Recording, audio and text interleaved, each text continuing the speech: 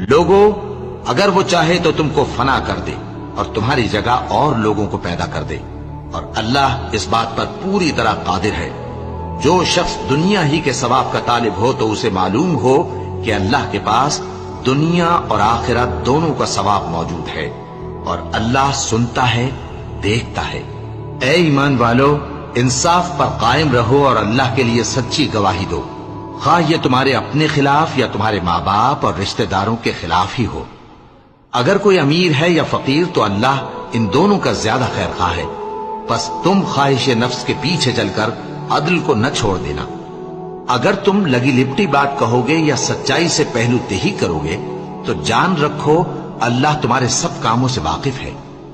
مومنو، اللہ پر اور اس کے رسول پر اور جو کتاب اس نے اپنے اس پیغمبر پر نازل کی ہے اور جو کتابیں اس سے پہلے نازل کی تھیں، سب پر ایمان رکھو۔